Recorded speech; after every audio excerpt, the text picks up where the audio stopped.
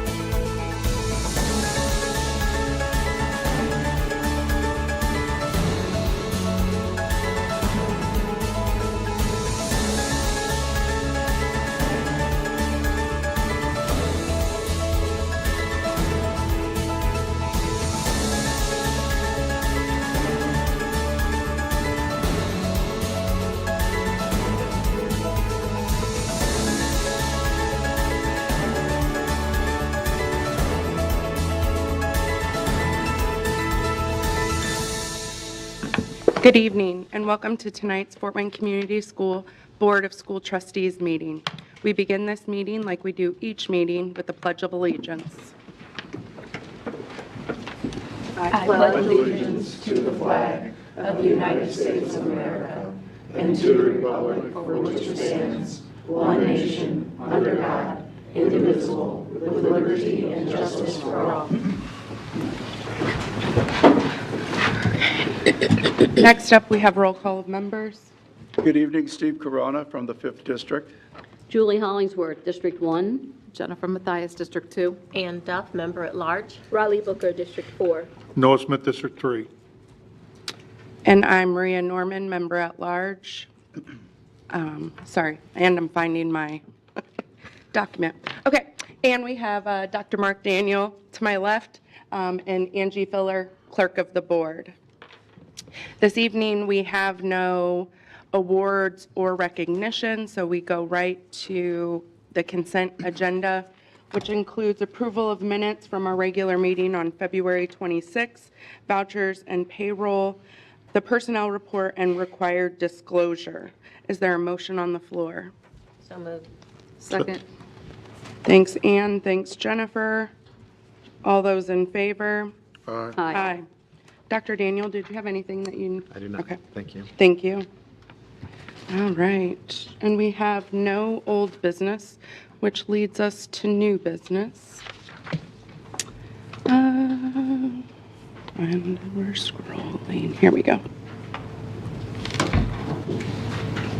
Make sure. Yes. Okay. Steve, you do that? Sure. Thank you. It's recommended the board approve the appointment of EduShift, Inc. for evaluation and technical services for the U.S. Department of Education, expanding access to critical mental health supports. This is a grant in a yearly amount of approximately $175,000. EduShift is a 23-year-old experienced research evaluation organization which provides process and outcome evaluations for the Mental Health Service Professionals Demonstration Grant Program, using multiple validated assessment tools to provide ongoing analysis of program results. Expenses represented include evaluators' consultant fees, travel, supplies, office expenses, and computer-related costs. Evaluators will also provide special management program and technical assistance as part of the fee to deliver services and consult with staff. And we have a couple of people here with us, Regan Fry, Mental Health Coordinator, and Melissa Richards, Director of Wellbeing and Alternative Programs, to answer any of the questions that we have about this proposal. Thanks, Steve. Is there a motion on the floor? So moved. Second. Thanks, Ann. Thanks, Julie. Any questions for Reagan or Melissa? What do we hope to gain from EduShift through this experience? Carol Bruce is our main contact, and she's the one who helps us with all of our yearly reports. Since this is our first year in the grant, out of this 5-year grant, she's the person who's helping us coordinate all of our reporting that has to happen to the federal government, and it has been helping us navigate this grant. Is she good at what she does? She's great at what she does. I just asked Faye today, it's like, does she ever write a grant and doesn't get it? And so I think she's written many grants for our district, and I think we've gotten it every single time. She even has another one ready that goes along with another mental health You know, grant. the other question is, I know the feds are pretty picky about submitting proposals and making sure that every box is filled with the right data, and she does a pretty good job with that, too. Yeah, that's exactly what we use her most for, is that consultation piece, and also when she's doing the GIPRA reporting and different reporting on the grant itself.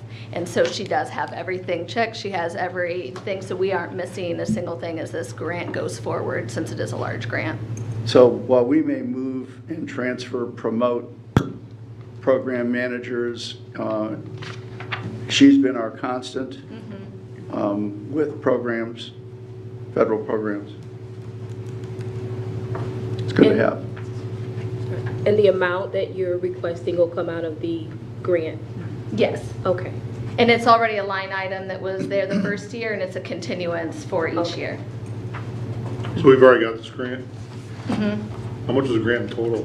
The 10 million, it's the each grant, the mental health grant, so that was probably about a year ago. Apparently that slips. So her fee's reasonable? Yeah, very. With it being a $10 million grant, $176,000 is pretty cheap.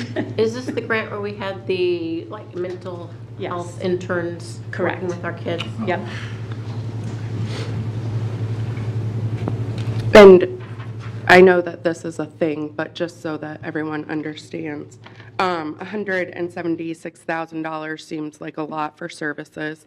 However, isn't there a federal guideline that we have to, a certain percentage of our grant is for the person that wrote it and is managing it? Correct, and that's how she wrote it within the grant. Okay, great. And to be clear, is this 175 or 176? 175 is what's written on her Okay. proposal. Sorry. No, you're fine. Okay. Any other questions? So who right now are in our buildings? Are we in every building right now with these mental health? We have, every single building has an intern. Currently, there is a gap at Memorial. They did have someone. There was a little bit of change there. There was someone also at Northrop. A little bit of a different situation, so we need extra support in 2 buildings, but Melissa and I have both been doing interviews, and we have more than enough applicants for next year. It's grown quite a bit, as well as partnerships with other universities that have heard about this, so it's been getting quite competitive with those that we do have coming in. Who's the ideal candidate to go for this internship? It's going to be third-year mental health graduates, so they're in their 3rd year of their master's program, finishing in May with their master's in either licensed mental health counseling or social work. And then the other is marriage and family therapy, which we don't have that program here in Fort Wayne anymore, but we used to have that. So they've really stuck with mental health counseling and social work, so either of those programs. And it's their last year, they have to do the full internship, and it's the whole entire year for that. And so they're fulfilling that obligation while still having the paid internship opportunity with us. So they already have their bachelor's, they're 2 or Correct. 3 years in. 2 years into their master's, correct. So the 3rd year is their internship year. Thank you. And where are most of those interns coming from as of today? We have partnerships with MOUs with Indiana Wesleyan, PFW, and IU School of Social Work. PFW and IU School of Social Work were the first 2 to come on board. So Indiana Wesleyan was somebody who came on board afterwards, and Huntington University is also interested. And then we just had somebody reach out from Butler University as well. And this also ties to our hiring of these individuals. Correct. So, We're currently interviewing now for the mental health therapist for all secondary schools. We're in the midst of that right now. very good. And did we have interns that then filled that pipeline like we Yes. hoped it would have? Yeah, that was one of the main goals, and Yes. so we have at least 10 Oh, that's that have will have to put their name in for the application and are going through the interview process out of approximately 13 to 15 that we've okay. had. That's good. That's great. Mm-hmm. It's exciting. It's very exciting. Okay. Any other questions? Okay. Thank you so much. Thank you. All those in favor? Aye. Any opposed? Make sure I don't miss anything. All right, next up, Julie, can you do the lockers? So this is locker replacements at Blackhawk Middle School. It's recommended that the board approve the following construction contract for the replacement of student, academic, and athletic lockers at Blackhawk Middle School from DeBorg Manufacturing Company, and the total contract amount of $745,577.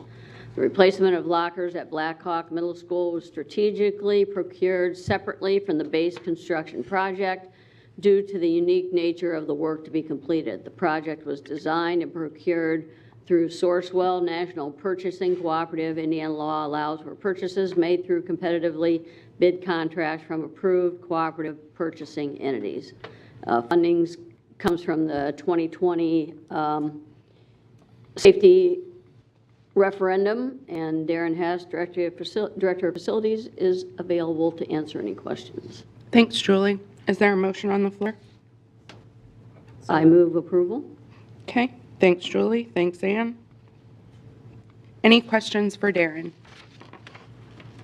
So Darren, this includes both the lockers and their installation? That's correct. Okay. Do you What know color how- are they? Sorry, So what color are they? Royal blue? we haven't picked that color yet. Oh, okay. That's funny. I was like, is that bad to ask what color they are? So thank you for asking that. Do you know approximately how many lockers this gets us? I believe it's around 900 student lockers, and then some of the athletic lockers in the boys' locker room we had replaced previously. So this replaces part of the boys' locker room and then all the girls' locker room PE lockers. Thank you. Have lockers changed much, or is there Nope. anything new? Or? I mean, there's new advancements, using RFD for electronics, but we haven't gone that. It's still mechanical lockers. Okay. If approved, when will the lockers be replaced? We're going to replace them in phases. We're going to replace a few of them this summer, at the end of the summer, and then the balance of them next summer. Any other questions? Okay, thanks, Darren. All those in favor? Aye. Any opposed? All right. Jennifer, can you do the real estate transactions? Thank you. It is recommended that the board approve real estate transactions for the following. Levon Scott Academy, a donation of stormwater drainage easement to the city of Fort Wayne. To the city of Fort Wayne Board of Stormwater Management, excuse me. Jefferson Middle School donation of the right-of-way to the city of Fort Wayne. Options to purchase real estate for early childhood center. The donation of approximately .025 acres along Wilson Drive to the City of Fort Wayne Board of Stormwater Management allows them to maintain stormwater lines and structures installed as part of the Levon Scott Academy classroom project. The donation of approximately .561 acres along Wheelock Road, south of the bus lane exit, south to the southern property line, to the City of Fort Wayne as permanent right-of-way to extend the existing public trail along Wheelock Road from the north. The options to purchase real estate, 2 adjacent parcels located at the northeast intersection of Queen Street and Whirling Drive of approximately 2.552 acres from the City of Fort Wayne Department of Redevelopment and approximately .94 acres from Village Premier LP. Darren Hess is here to answer our questions. Thanks, Jennifer. Is there a motion on the floor? So moved. Second.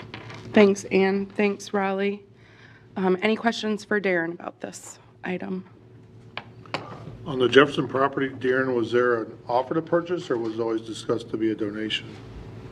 We've been working with the city the last 7-8 years on donating property that supports trails that our students use.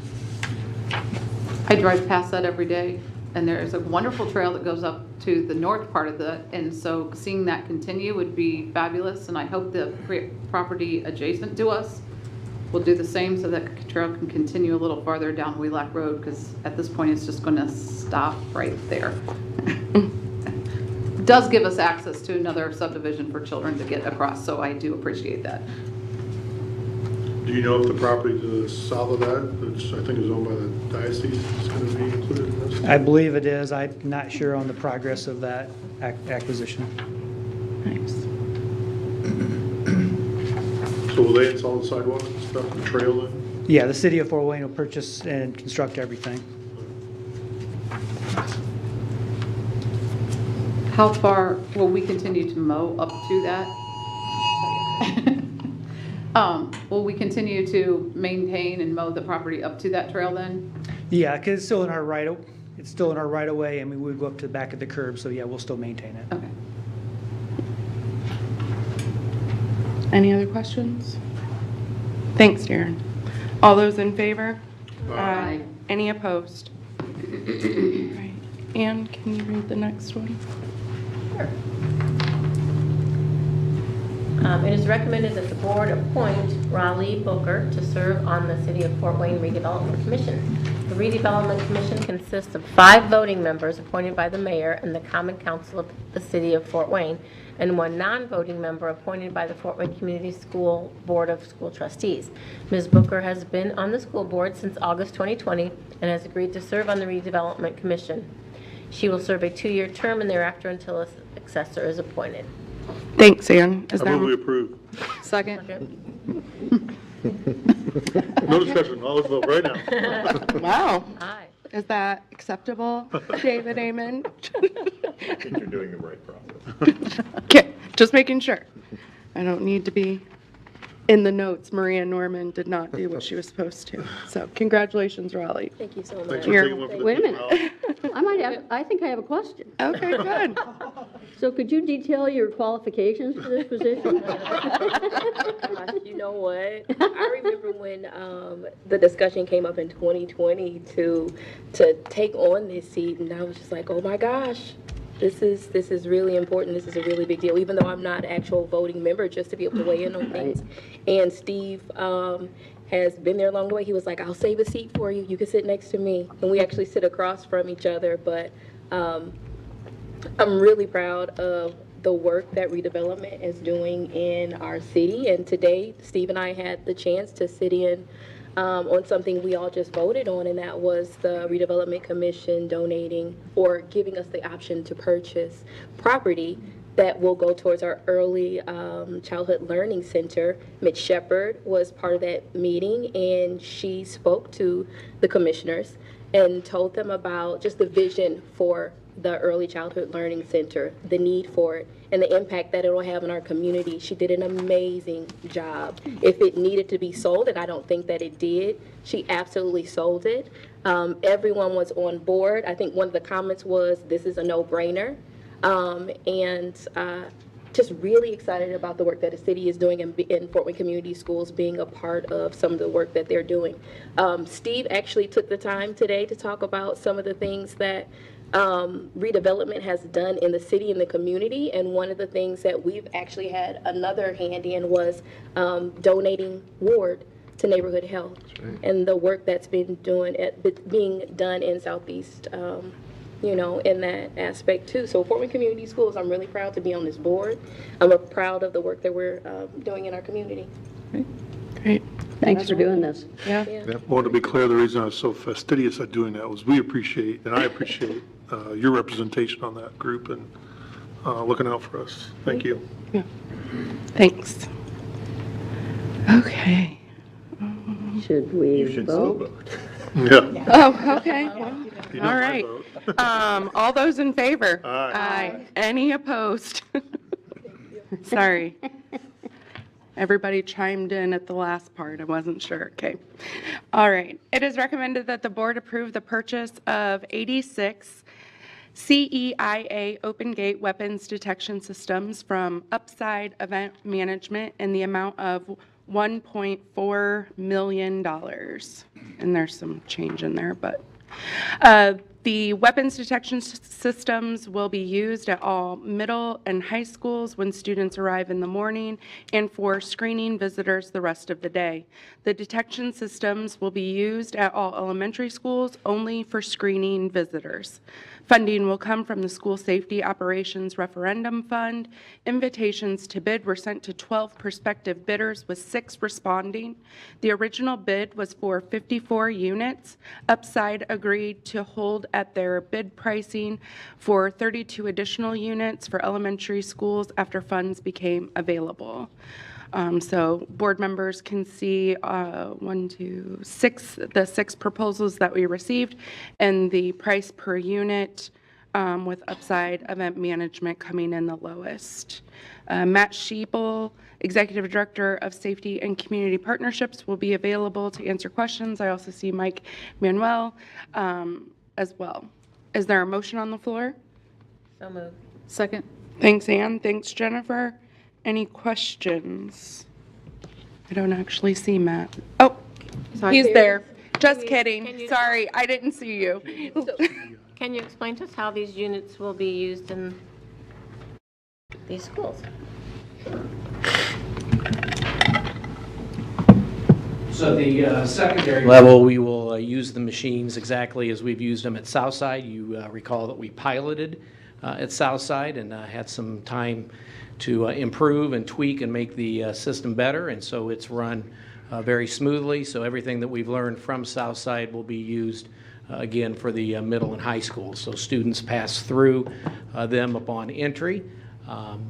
The machine screens, and if the machine does not alert, students move on to class. Those of you that have been there to witness can observe that that process runs smoothly and nobody's tardy to class because of the weapons detection system. Once all the students are in, we move one unit to the secure vestibule, and visitors pass through that unit.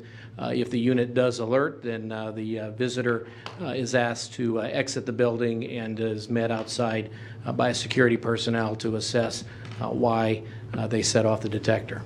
For elementary, we're not going to run students through that, but we will purchase one unit for each vestibule at the elementary to screen all visitors and guests. And Matt, we've piloted this, as you said, at Southside. What's been kind of the feedback? What's been the results we've seen? Because that began, what, the beginning of the school year? It did. We went a few weeks in because we didn't want to start on day one. We thought it was more important to establish the climate and culture that we wanted in the building first. I think the key to the process was twofold. First was making sure that we communicated expectations to teachers, to parents, to students. So our communication department did a great job of putting out expectations and explaining to parents what was going to happen before it happened. Mike was with us at registration, where we took the unit to registration even before school started so parents could see it, could ask questions. Then we spent about a week preparing students. We had them walk through cardboard tubes to simulate the weapons detectors, just again to get students comfortable with the process. And then once we actually implemented the process, the security department worked alongside the school staff, and we were on site for how long, Mike? About 2 weeks to make sure that we had the process running smoothly. And So- have we been able to identify or keep some weapons out of our school? We've had it. Part of the process of making it run smoothly is finding out some of the things that the machine does pick up that aren't weapons. So one thing we know is that the laptops activate it. We also know it's not real fond of 3-ring binders. So there are a few things that we do pass around. To our knowledge thus far, and Mike, you can back me up, we haven't had any guns register at Southside this year. So that's encouraging. We hope that it serves as much as a deterrent as anything else. But it's becoming more and more popular in society nowadays. The people go through metal detectors. I've been going to common hockey games for 50 years, and for the first 47 years, I didn't go through a weapon detector. Now I do that every single time. So when we think of the level of safety that's expected out in the community, when you go to a concert at the Clyde, when you get on an airplane, when you go to the courthouse, you go through a weapons detector. So I think we need to afford our children the same level of safety that we do adults. And what are you hearing from the staff and faculty there at Southside? I think the staff is probably happy that it's there. I think they're happier that it runs smoothly and that students are not late. That was our first concern when we first started running it, because it did take some adjusting. And that's why I'm glad that Southside was willing to pilot, because we learned a lot of things in the first week that made the process run a lot smoother. So I invite you sometime to come out to Southside in the morning, starting at 6:45 a.m. If you want to watch that process in action. But it's very smooth. Students walk through at the normal pace of walking into a building, and very infrequently does it go off, and oftentimes it's for something that is a very minimal type of metal that's setting the detector off. But again, people are trained. We won't roll this out in our buildings until we have our student advocates hired, because one of the things we do know is it requires additional personnel in the morning to staff them. So it kind of works hand in hand with having the additional advocates. So how do you see these rolled out? We want to roll them out at high schools. If you look at the timeline, probably these machines, upon approval, still take probably, what, Mike, 6 to 8 weeks before they're put together. So if you look at our school calendar, in fact, right, knowing that once we hit spring break, we're only 8 weeks away, likely we probably won't see them deployed this year. And if we do, it might only be at 1 or 2 high schools. I'd rather not deploy with 1 or 2 weeks in school left. But what it does afford us the opportunity to do is over the summer to start training our high school and middle school staff. At the elementary, I wouldn't anticipate this probably until 2025, January, because again, needing to hire advocates for that position. I'd rather roll them out, and the other plan, and I think you need to know, is that we'll do them 1 school at a time. Just like we did with Southside. So we advertise to parents, to students, we train, and then we run it with the security department on staff. Once we know it's up and running smoothly in a school, we'll move to the second school. So there's an intentionality of making sure it's done right and that it's not rushed, because it's not something that you want to rush and have people ill-prepared. You mentioned that you advertise this to parents and also to students. What was the feedback that you got initially, and how has that changed, or has it changed at all? I think there was some concern initially. That we put it at Southside. And people thought that, this is our most centrally located school, and so, why did we put it at Southside? We put it at Southside because we already had the Allied Peacemakers. We had a staff that was very favorable and helpful in this working. I would be remiss if I said that everybody thought it was a great idea initially, but I think now that we've gone through and we have talked with students, we've talked with staff, right now, overwhelmingly, the mood is positive about having them there. I think it's like everything else. You want to increase safety, but you don't want to do so in a manner that's disruptive or scary. You mentioned you've talked to students. What's some of the feedback you got from students? If you remember the video that we showed to the board when we first went through the referendum, that was actually produced by students, and so they I think gave you a good feedback that they believe it makes things safer, and it's becoming more and more popular. This is not a radical idea when you look at society. We've been contacted by South Bend Public Schools that came down to watch it. I believe that they're going to attempt to also do that. So we're probably the leaders, and sometimes when you're the first to do something, you face criticism. But I think I'll take criticism in the light of safety any day. And we have used some of these for some athletic events, correct? Yeah, absolutely. Thank you for asking that. We did pilot at all 4 high schools in addition to Southside, so we used them at all the football games. We wanted to run a pilot and see if they were useful. The nice thing about the open gates is they're battery operated. They weigh 25 pounds. They're very mobile. You can move them around. We brought them in Mike's truck initially until we figured out that wasn't really easy to do. So the good news with that again was that at all 4 games we didn't have to reject any visitors as a result of the weapons detector going off. So we thought that in and of itself was a good idea. And there were times when we would see people start to approach, notice that the weapon detector system was up, and went back to their cars and didn't come to the game. So I think that speaks positively as well. We would like to use those at all major sporting events, and I can see that also happening with our middle school athletic events. Actually, we had more pushback on the bag policy than we did the open gate. So people seem to be more upset about the size of bags that we allowed in than they did about the weapons detectors, because again, it's a common practice now. Yeah. It's unfortunate that it's a common practice, but it's our reality. And if you pay attention to the fact that December and January was a really stressful month for us in FWCS because of the number of deaths that we had of teenagers who were young and who were also unfortunately shot by teenagers, we know kids have access. And so we want to prevent that from coming into our schools. I'm glad you made a point on that, because I think that's a very important point to make, is that it is an unfortunate thing that we have to do. I think about that often with my children walking into school, had that conversation with my parents often. Did you think about this when we went to school, that, they dropped off, that this could happen? And of course they didn't.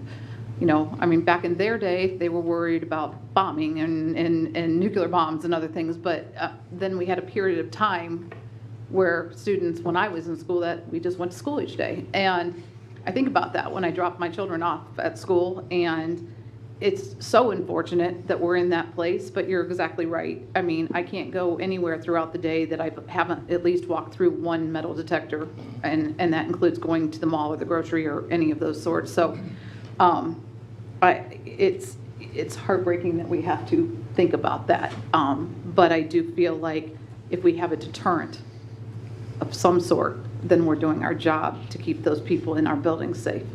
As a principal, former principal of 15 years, I can tell you that we like to think that parents' number one priority when they look at schools is the academic program, the robust co-curricular program, but every principal will tell you that parents' number one concern when they send their babies off to school is safety. And so that's where we have landed.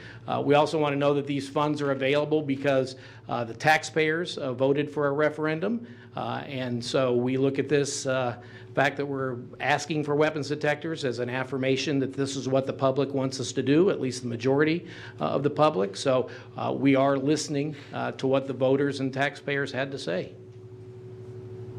I agree. We're keeping our promise that we are going to create safer schools. We're doing that with the detectors. We're doing that with the mental health therapists. We're doing that with a number of different things. So I'm glad that this is on the agenda tonight.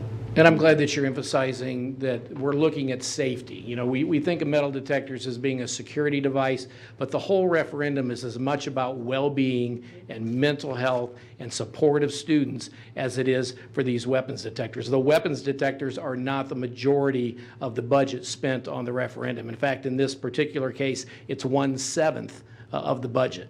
So the other 6/7 are other things, the majority of which is personnel.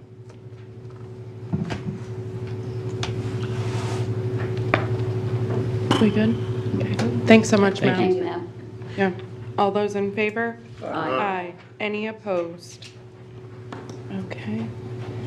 We have no reports this evening, so that leads us to board member comments. No Steve? comments tonight. No? You? Okay, thanks.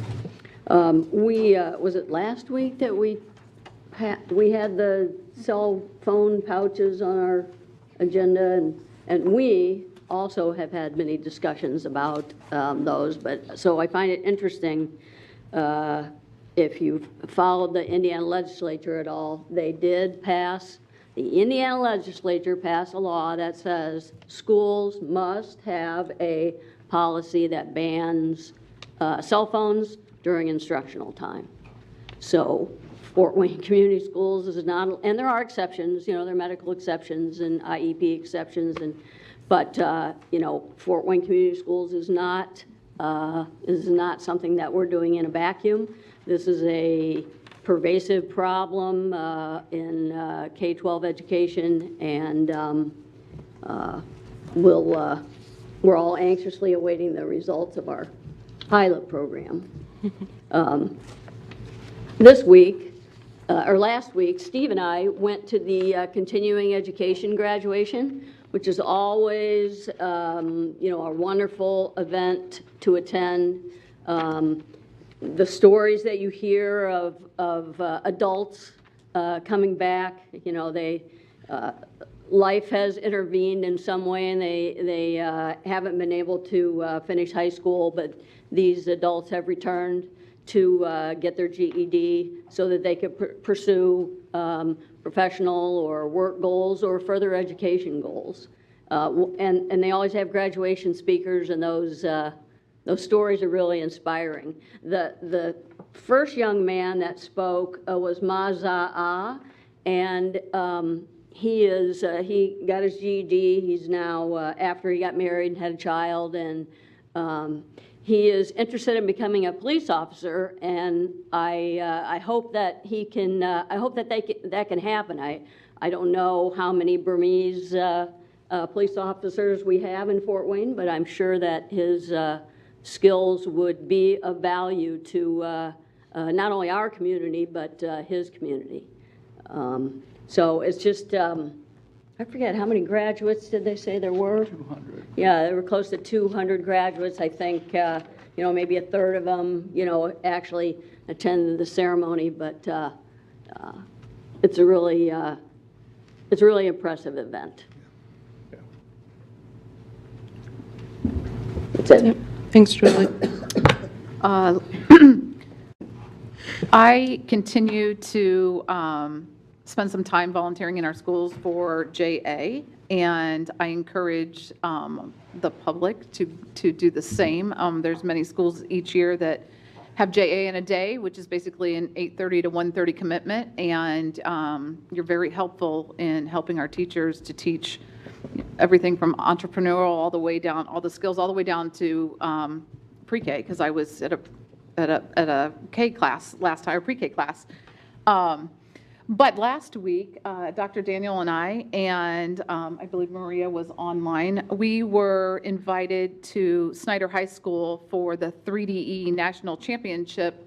The CASE Championship was last week, and one of our teams out of Snyder made it to the Final Four. They called it the Final Four.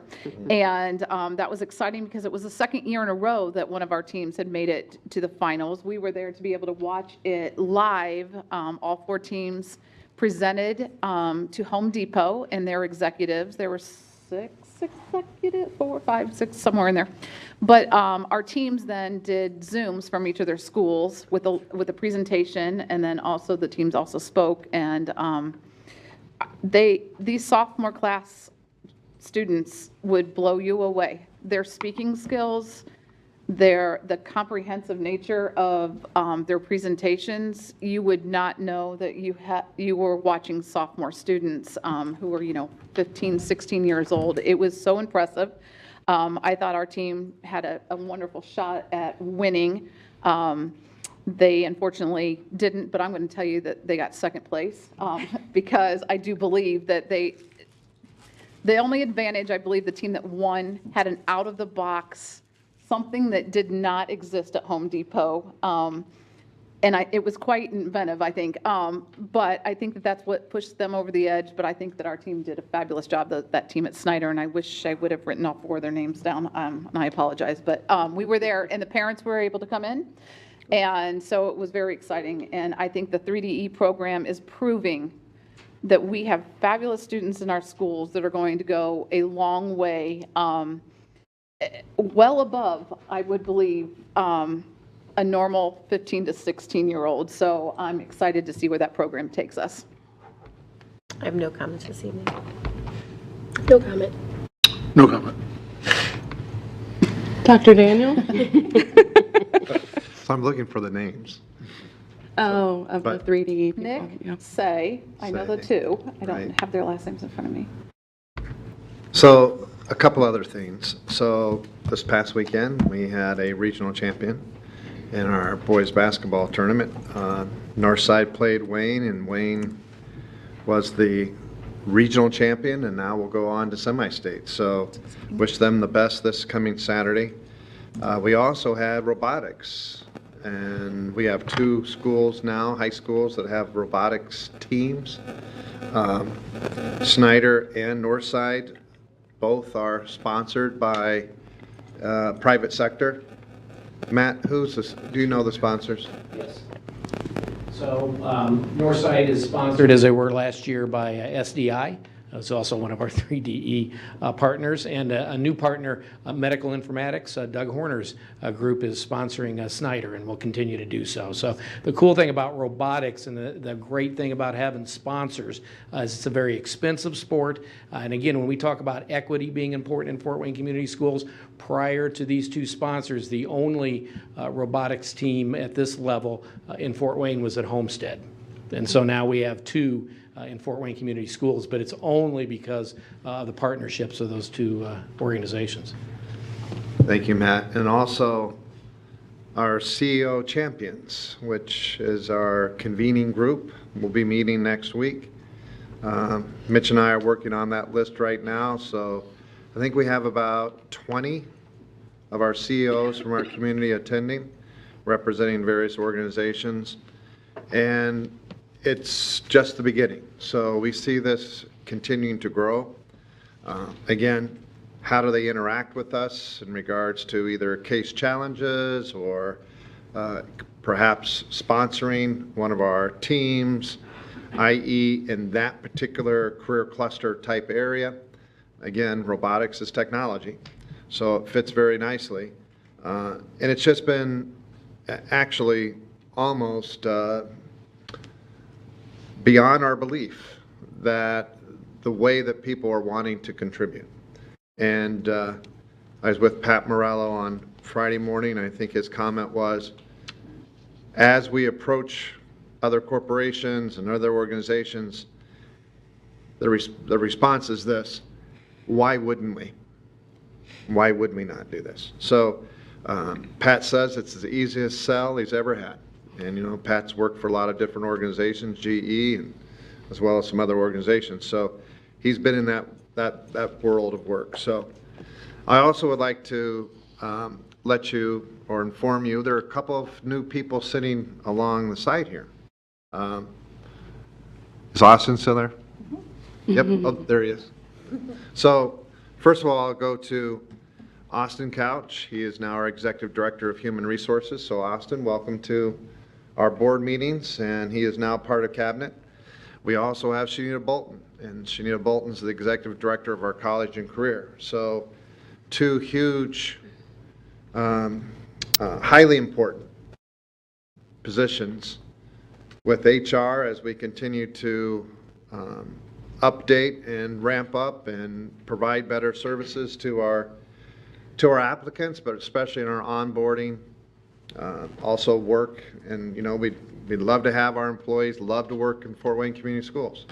So how do we continue that during their career with us, and then also offboarding? So, and I'll say Austin's doing a great job in that area and pushing that forward. And Shanita's been really our guiding light in the whole process of our Schools of Success. And she just had me, as well as Jack and his team, go over our AIP, specifically what I'm supposed to be doing, making sure I'm being following through and making sure it's happening. So again, I think two great additions to our cabinet, and just wanted to recognize you folks. So thank you. That's all I have for tonight. Thanks. I know that Dr. Daniel congratulated the Wayne Generals for making it to semi-state, but just wanted to take a moment to congratulate the Northside Legends for making it to regionals. And so just any opportunity we have to celebrate our students and our great coaches that we have, I just want to take a moment to congratulate them as well, even though their season has come to an end. I don't know about anyone else, but I had a lot of people asking me why we sent Northside and Wayne to Logansport to play a game. So that wasn't us. That was the IHSAA. But it was an interesting question. I was like, really? You thought I did that? Okay. So yes. And I did get a chance to go to the 3DE, and I was online, and I will say that it was so, just the way that it was orchestrated, it was entertaining, it was lively. I think that the students just getting an opportunity to meet the executives from the Home Depot. I mean, we had the general counsel of the Home Depot, and then we had several high-level directors of different departments throughout the Home Depot, and these students put together amazing presentations, both in person. All of them had like a commercial that went with it, PowerPoint presentations. I mean, stuff that you would have put together, you and I would have put together in college for, you know, a presentation. And our sophomore students are doing that to executives at the Home Depot. And they were all elated with the ideas that these students came up with. And I was also just so proud of our students. I think that they came up with a great idea.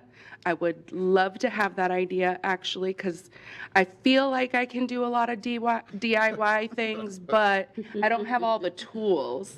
Can you tell us what the idea was? Yes, absolutely, since I've alluded to it, yes.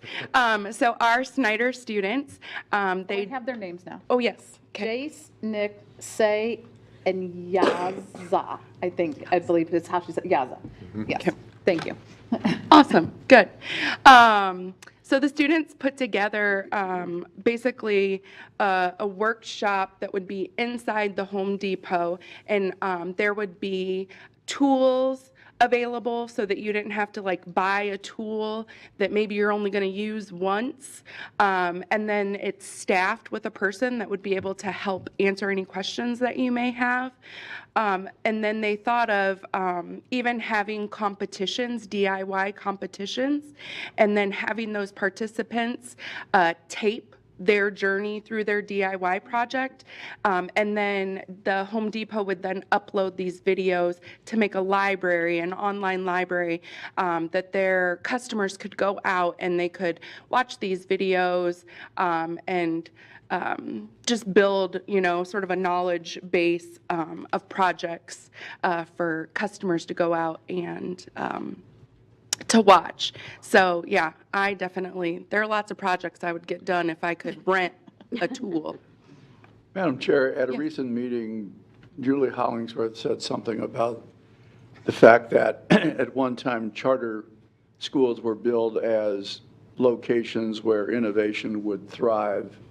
And in fact, where innovation occurs is in Fort Wayne Community Schools and in other public school corporations.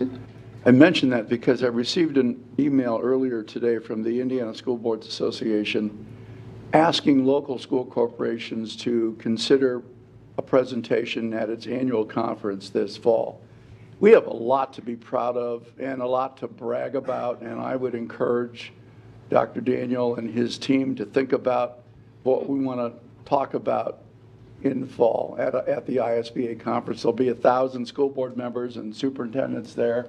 And we gotta tell other people what we're doing here. Absolutely, yeah. Cool. And now for some fun news. Late on Friday, the Indiana General Assembly approved legislation allowing schools to close on Monday, April 8th, with no penalty towards the 180-day school year. Monday, April 8th is the date of the total eclipse, which will be visible in totality in much of the state. Fort Wayne Community Schools was prepared to be in session on April 8th, but with this legislation, the district will be closed. It will be a day off for all students and staff. Additional information about who is paid, eclipse glasses, and safety information will be included in the Cabinet weekly update on Thursday. And so, get out there and see the eclipse. Safely. Safely. Yes, safely. Yeah. Safely.